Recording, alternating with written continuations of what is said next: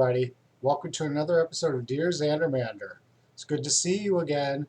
I received a couple more questions, and this time they are all about drag. So here's the questions.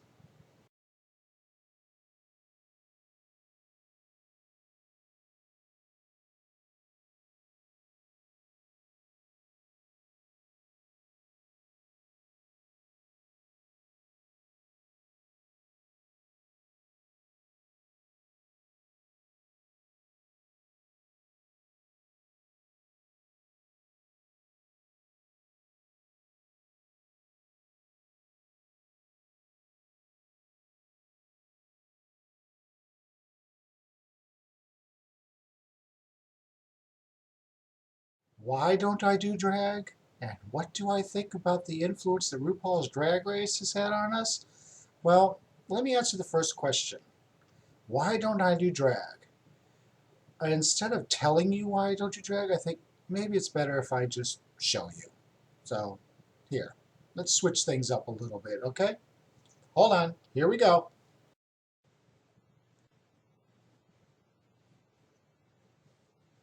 There we go. My version of drag. As you can see, it's not that pretty. Anyways, I did it just to show you what I would look like in drag. Here's some more pictures of the times that I have done drag.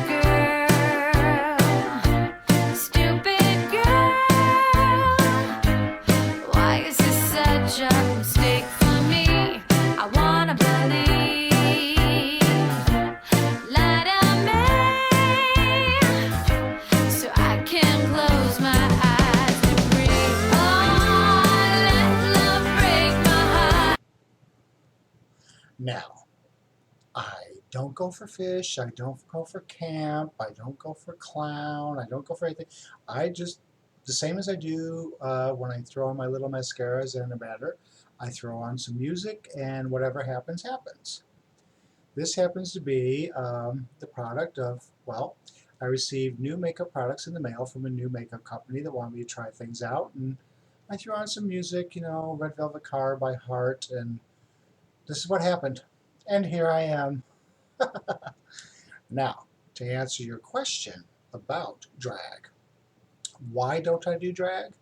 Drag is not my natural aesthetic. I wake up in the morning, I roll out of bed, and boom, there's Zander Mander is. No, I'm kidding. My aesthetic is male.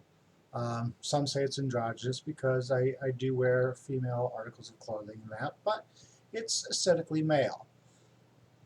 I've said it before and I will say it again. I throw on music, and whatever the music I'm listening to actually influences whatever I'm painting. That and whatever gig that I'm doing. If there's a theme to it, I will have that theme in mind, and then I put on the music, and then it's influenced through that. So it really depends on the theme of the night and the music, but most importantly, the music as to what I'm listening to will end up being the end result. RuPaul's Drag Race. Do I think it has influenced good or bad? Well, there's good and bad. The good in it is that it has brought drag into the mainstream, and it has allowed those queens that deserve the recognition, their recognition. There are queens that have been working at it for years that take it extremely seriously. This is their job. This is what they do for a living. That is the good part of it. It has showcased them and allowed them to present themselves to the world. So through the magic of television, we get to meet these queens. And there's a lot of queens that have been on that show that have deserved this. Some of the winners, some of them that did not take home the prize, who are actually the big winners in this. Same happens in every reality competition show. You all know this. Now the cons of it is, ever since the show became so popular, I have seen every motherfucking boy in a wig and girls' clothes all over the place. Drag queens are popping out all over the place. And it's frustrating because there are those out there that think, oh, I got some moves, I know the words to the song. They throw on a wig, some makeup, and a girl's clothes, and that's it. And they think they're the hottest shit out there.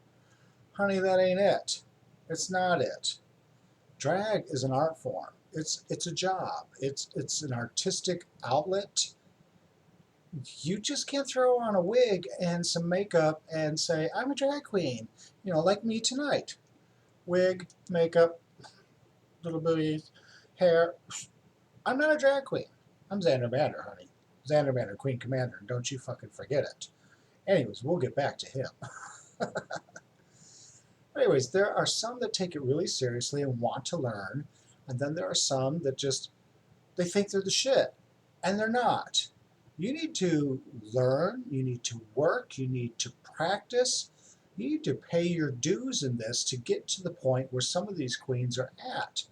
Now, some of the queens on RuPaul's Drag Race, in my opinion, didn't deserve to be there. They didn't. They just had not paid their dues enough to be on a show like that. Then there are those that are way overdue to be on a show like this. They're still not on it. Hopefully they'll come up in the next couple seasons. Then there are those that have been on the show that really deserved it, and they deserve the exposure that they got. Now, for you queens out there that really want to be queens, I've got some advice for you. First piece of advice is take the advice from fellow queens that have been doing it for years. Take their advice. You may take it as constructive criticism. You may take it as critiques. You may take it as them reading you. But you know what? Take it any way you can get it and learn from it. There is a Facebook group that I would love for you newbies out there to join. It's called Drag Queen Beginners. On this page, queens that are seriously trying to learn post their pictures every night of what they're doing, and they ask for the critiques. Some of the critiques are really, really harsh. Some of them are very, very helpful, and some of them are very loving and caring. But you know what? I've seen some of these queens grow through this. It's a no-hate group. You're not supposed to be hateful. You're not supposed to be hurtful. You're supposed to help each other learn and grow. So if you're new out there, check out Drag Queen Beginners on Facebook. You tell them Zander Mander sent you. Not Zanderella. Yes, that's me, Zanderella. You tell them Zander Mander, Queen Commander sent you. But as far as RuPaul's Drag Race goes, there's good and there's bad. There's a lot of pros and there's a lot of cons, but there's been more pros than cons. I support the show. I support the queens that have been on the show. I support what it has done for the art of drag. There's just those that just don't respect what it has done, and what people that have been in the business for years and years, who have broken down the doors, have done for them. They have this platter and this platform that's handed to them, and they think they can step on it and they're the shit, and they're not. Honey, and if that's you, you're not the shit. I'm sorry. You got a lot to learn. You got a long way to go. Don't take anything that you got for granted. Don't take anything that you learned from here or from anywhere else or from any queen for granted. We all learn from each other. I tell you what, let's get back to the real me, because I don't know how you queens do it, but honey, I just can't take all this shit anymore. I need to go back to my natural little mascara self, okay? See you in a minute. Bye.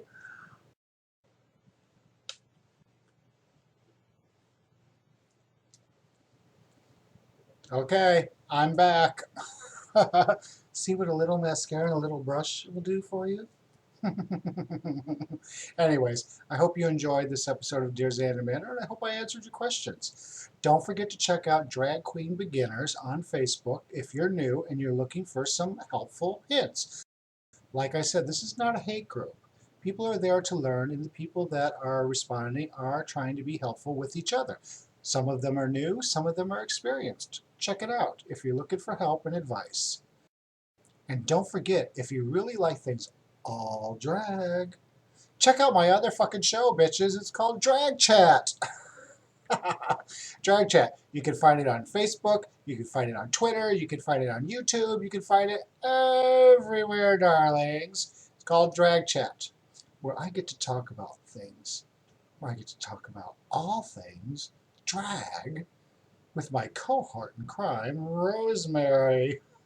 You'll love her. I know I do. Other than that, you all do me a great favor. You have a lot of fun and you get home safe. I'll see you next time on Dear Zander Mander. I'll see you on Drag Chat, and I will see you out there in the universe. You take care. Love you. Bye. Mwah.